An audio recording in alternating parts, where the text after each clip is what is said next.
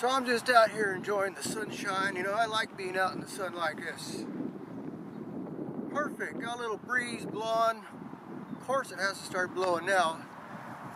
This camera has a wind cancellation function to it, so I set it to high. We'll see how this works. Now this is the camera mic. I did not bring the shotgun mic. A shotgun mic mounts to the top of the camera, you know. I think I left it in the truck with the other camera, with the Canon, but George S. wanted to know more about the Mavic Pro. This is the Mavic Pro. It's a couple years old now. It is a way big improvement over my DJI Phantom. This is smaller, but it's just, this is really neat. It's got a lot more functions than the Phantom did. It's got a better battery pack. The battery pack mounts right on the top. Got 3 of these. Tells you the status of the battery just by pushing the button.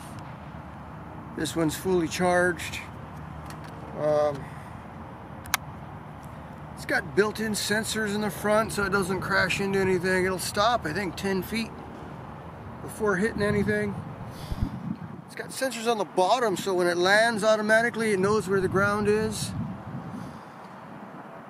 It came with a camera. The DJI Phantom did not come with a camera. It's just a drone. You know, how come back in the day these were called quadcopters, you know? RCs, radio controlled quadcopters. How come everything these days has to have some kind of trendy name to them? You know, it's not gambling no more, it's gaming. Gaming, yeah. You don't buy a used car these days, it's a pre-owned. The dealer told me that when I was buying my Tacoma, because I was buying a used Tacoma, and I mentioned that. He stopped what he was doing, he froze. He says, pre-owned. It's a pre-owned Tacoma. Yeah. Yeah, who are you trying to fool, right? So anyway, this is a drone. Very cool, but it's got awfully short legs, so hard to take off and land in grass like this, grassy areas, because your props might be hitting the grass. So that's the issue I have with this. They do sell longer legs. The Phantom came with longer legs because the camera actually hung down underneath it. Yeah, the GoPro camera mounted underneath it, so it had to be high enough off the ground to clear the camera. So that's that.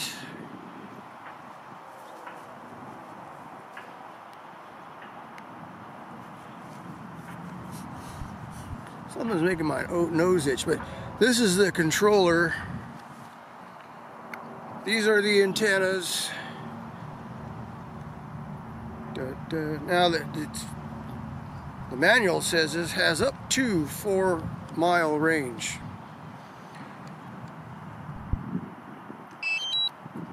This you have to charge, that you have to charge. This says it's 100% charged.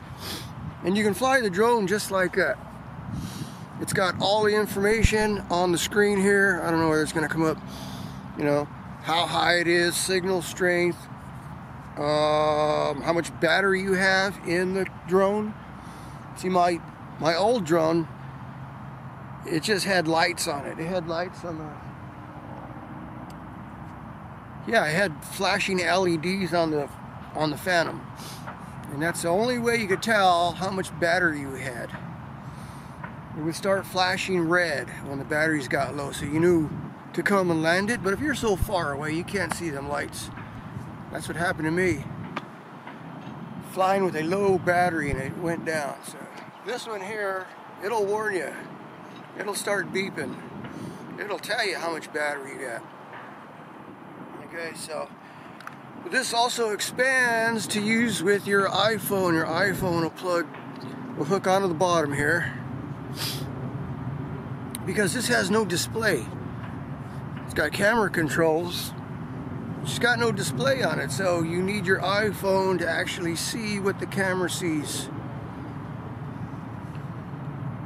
That's another thing the Phantom did not have. The Phantom, you basically put the camera on there, fly around, and see what you recorded when you get back home, right?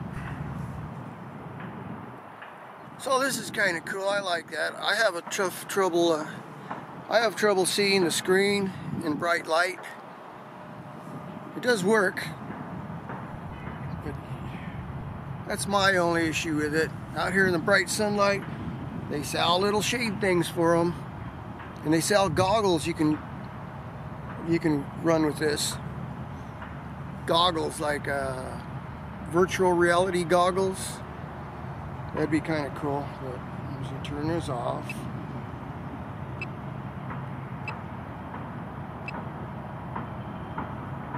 So anyway, very easy to control. It'll basically fly by itself. There's settings on here. You can pre-program it to fly a circle around you, follow you. Camera settings, if you're a photographer, it's got camera settings. I usually have it on automatic. But yeah, there's a lot of things you can do with this. I'm not going to do a full video on flying it or nothing like that because my iPhone does not have a full charge. It's in the truck right now where I usually leave it. I'll put a link to some videos, some tutorial videos that are pretty good, show all the features of this thing. Oh, I like it. I just haven't used it enough. I haven't gone any place where I can feel comfortable and use it.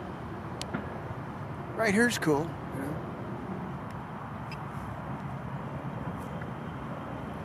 I'll do a little startup for you since I'm here, right? So first of all, you gotta find someplace clear on the ground for it to take off. Someplace flat, a little dirt patch right here will work.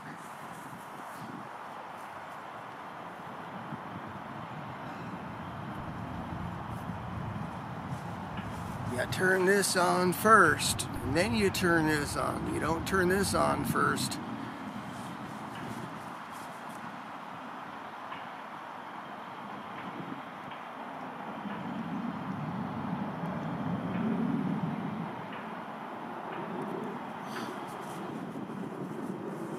And this will tell you connecting. The drone will come on and it has GPS on it and it's trying to figure out where it's at. So first it's going to search for satellites. It's got to warm up something. The camera moves around. And when it's ready to go, it'll tell you.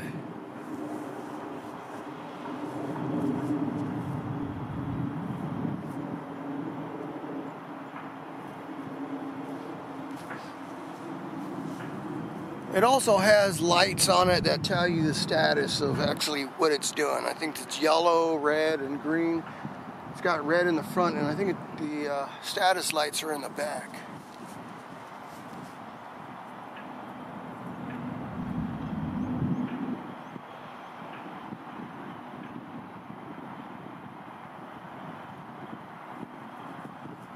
It's showing good. It says ready to go. I'm on GPS mode. So you just put the sticks together and it'll start the motors.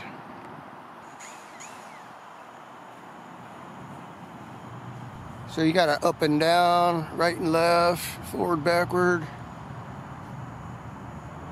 It also has a beginner mode, where it flies kind of slow, and it's got a sport mode where it'll go up to, I think, 45 miles an hour.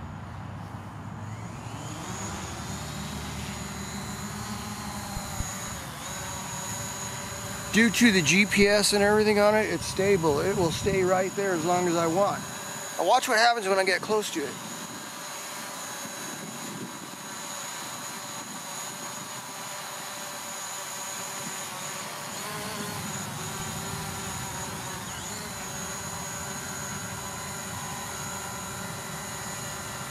It will try to keep its position even in the wind. So this thing's really cool, I think. So like if I try to run it over here towards the camera,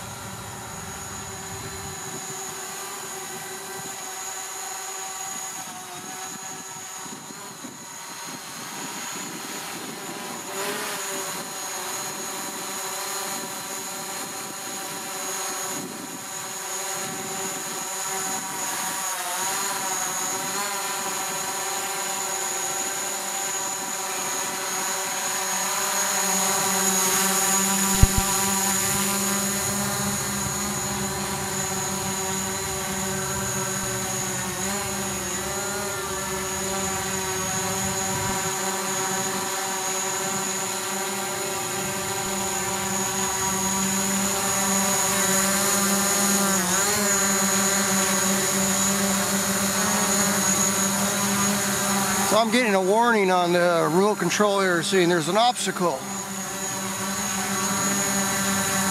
It's actually got a vibrate on it too, so you know something's up. So let's go backwards. Another thing, when you're going backwards, you got to remember right is left and left is right.